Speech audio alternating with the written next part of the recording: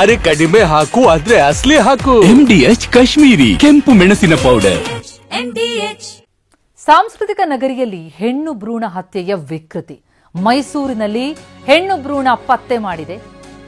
ಹೆಣ್ಣು ಭ್ರೂಣ ಹತ್ಯೆ ಮಾಡಿ ಕೊಲೆ ಮಾಡಿರೋದು. ಸ್ಕ್ಯಾನಿಂಗ್ ಗ್ಯಾಂಗ್ ಜೊತೆ ಪೋಷಕರು ಕೂಡ ಶಾಮೀಲಾಗಿರುವಂತಹ ಘಟನೆ.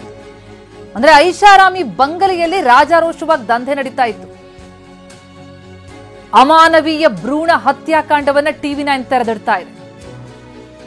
ಸಾಂಸ್ಕೃತಿಕ ನಗರಿಯಲ್ಲಿ ನಡೀತಾ ಇದ್ದಂತಹ ದಂಧೆ ಇದು.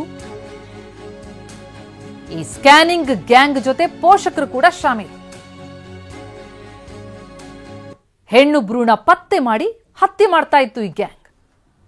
ಈ ಹತ್ಯೆಯಲ್ಲಿ ಈ ಸ್ಕ್ಯಾನಿಂಗ್ ಗ್ಯಾಂಗ್ ಜೊತೆ ಪೋಷಕರು ಕೂಡ ಶಾಮೀಲು.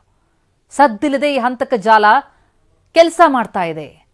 ಗರ್ಭದಲ್ಲೇ ಶಿಶುಗಳನ್ನ ಕೊಲ್ಲುವಂತಹ ಗ್ಯಾಂಗ್ ನಿರಂತರವಾಗಿ ಇಂತಹ ಹತ್ಯಾಕಾಂಡವನ್ನ ಮಾಡ್ತಾ ಇರೋದು. ಈ ಅಮಾನವೀಯ ಭ್ರೂಣ ಹತ್ಯಾಕಾಂಡವನ್ನ TV9 ತೆರೆದಿಡ್ತಾ ಇದೆ. ಔಷಧಿಗಳ ತ್ಯಾಜ್ಯ ನೋಡ್ತಾ ಇದ್ದೀವಿ. ಪ್ರಮುಖ ಆರೋಪಿಗಳ ಬಗ್ಗೆ ಕೂಡ ಈಗ ಮಾಹಿತಿಗಳು ಲಭ್ಯ ಆಗಿದೆ. ಮತ್ತೊಂದು ಬಿಗ್ ಎಕ್ಸ್ಕ್ಲೂಸಿವ್ ಸ್ಟೋರಿ. ಈ ಹಿಂದೆ ಮಂಡ್ಯ ಸೇರಿದಂತೆ ಹಲವು ಕಡೆಗಳಲ್ಲಿ ಇಂತಹ ಅದೊಂದು ಜಾಲ ಪತ್ತೆಯಾದಂತಹ ಸುದ್ದಿ ಬಹಳ ದೊಡ್ಡ ಸದ್ದು ಮಾಡಿತ್ತು. ರಾಜ್ಯದ ಹಲವು ಕಡೆಗಳಲ್ಲಿ ಇಂತಹ ದಂಧೆಗಳು ನಡೀತಾ ಇದೆ ಅನ್ನುವಂತಹ ಮಾತುಗಳು ಮಾಹಿತಿಗಳು ಕೂಡ ಕಂಡು ಬಂದಿತ್ತು. ಆದರೆ ಈಗ ಸಾಂಸ್ಕೃತಿಕ ನಗರಿಯಲ್ಲಿ ಇಂತಹದೊಂದು ಜಾಲ ಇರೋದು ಪತ್ತೆಯಾಗ್ತಾ ಇದೆ. ಈ ಬಗ್ಗೆ ಇನ್ನಷ್ಟು ಡೀಟೇಲ್ಸ್ ಕೊಡ್ತಾರೆ ನಮ್ಮ ಪ್ರತಿನಿಧಿ ರಾಮ್. ಈಗ ಸಂಪರ್ಕದಲ್ಲಿದ್ದಾರೆ. ರಾಮ್, ಅಮಾನವೀಯ ಭ್ರೂಣ ಹತ್ಯಾಕಾಂಡ ರಾಜ್ಯದ ಹಲವು ಭಾಗಗಳಲ್ಲಿ ಈ ಹಿಂದೆ ಕೂಡ ನಡೆದದ್ದನ್ನ ನಾವು ಗಮನಿಸಿದೀವಿ. ಈಗ ಸಾಂಸ್ಕೃತಿಕ ನಗರಿಯಲ್ಲೂ ಕೂಡ ಇಂಥದ್ದೊಂದು ಜಾಲ ಇದೆಯಾ? ಈ ಘಟನೆ ಕುರಿತಂತೆ ಏನೇನು ಮಾಹಿತಿಗಳು ಲಭ್ಯ ಆಗಿದೆ? ಹೇಗೆ ಪತ್ತೆಯಾಯಿತು? ಪ್ರತಿಮಾ, ಖಂಡಿತವಾಗಿಯೂ ಭ್ರೂಣ ಪತ್ತೆ ಹಾಗೂ ಭ್ರೂಣ ಹತ್ಯೆ ಕಾನೂನು ಬಾಹಿರ, ಜೊತೆಗೆ ಅಮಾನವೀಯ ಕೃತ್ಯ. ಈ ಹಿಂದೆ ಮಂಡ್ಯದ ಆಲೆ ಮನೆಯಲ್ಲಿ ಈ ಕೃತ್ಯವನ್ನು ಎಸಗಿದಂತದ್ದನ್ನು ಬಯಲು ಮಾಡಲಾಗಿತ್ತು. ಇದೀಗ ಸಾಂಸ್ಕೃತಿಕ ನಗರಿ ಮೈಸೂರಿನಲ್ಲಿ ಹಣದ ಆಸೆಗಾಗಿ ಕೆಲವರು ಈ ರೀತಿಯಾಗಿ ಭ್ರೂಣವನ್ನ ಪತ್ತೆ ಮಾಡುವಂತದ್ದು, ಮತ್ತೆ ಹೆಣ್ಣು ಭ್ರೂಣವಿದ್ರೆ ಅದನ್ನ ಹತ್ಯೆ ಮಾಡೋದಕ್ಕೆ ಹಣವನ್ನ ಪಡ್ಕೊಳ್ತಾ ಇರುವಂತಹ ಜಾಲವನ್ನ TV9 ಬಟಾ ಬಯಲು ಮಾಡಿದೆ.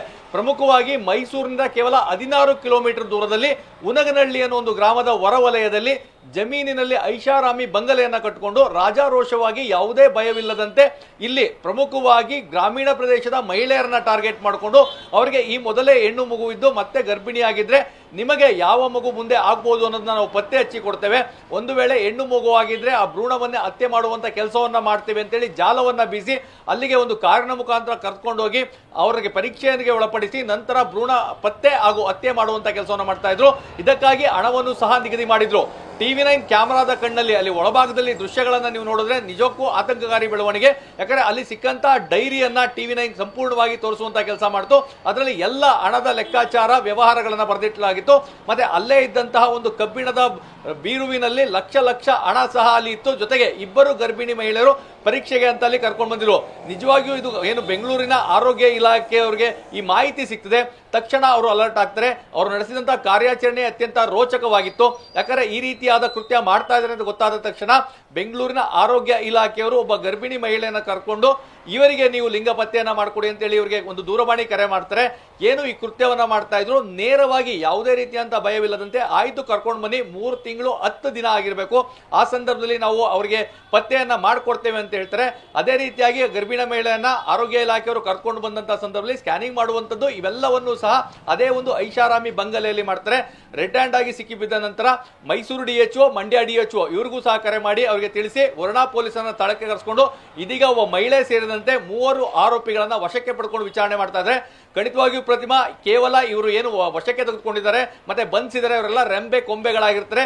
ಬೇರು ಮಟ್ಟದಲ್ಲಿ ಇದು ಒಂದು ಬೀಡು ಬಿಟ್ಟುವಂಥದ್ದು. ಮತ್ತೆ ಬನ್ನೂರಿನ ಒಂದು ಪ್ರತಿಷ್ಠಿತ ನರ್ಸಿಂಗ್ ಹೋಮ್ ಇದರ ಹಿಂದೆ ಇದೆ ಅನ್ನೋ ಒಂದು ಮಾಹಿತಿ ಲಭ್ಯವಾಗ್ತಾ ಇದೆ. ಹೀಗಾಗಿ ಪೊಲೀಸರು ಆರೋಗ್ಯ ಇಲಾಖೆಯವರು ಆ ಒಂದು ಮೂಲ ಏನಿದೆ ಆ ಬೇರನ್ನ ಕಟ್ಟು ಮಾಡದ ಹೊರತು ಈ ರೀತಿಯಾದಂತಹ ಅಮಾನವೀಯ ಪೈಶಾಚಿಕ ಕೃತ್ಯಗಳಿಗೆ ಬ್ರೇಕ್ ಬೀಳೋದಕ್ಕೆ ಸಾಧ್ಯವಿಲ್ಲ. ಹೀಗಾಗಿ ಮೂಲಕ್ಕೆ ತಲುಪಬೇಕು ಮತ್ತೆ ಇವೆಲ್ಲವನ್ನೂ ಸಹ ಸಂಪೂರ್ಣವಾಗಿ ಬಂದ್ ಮಾಡಬೇಕು ಅನ್ನೋದು ಎಲ್ಲರ ಒತ್ತಾಯವಾಗಿದೆ.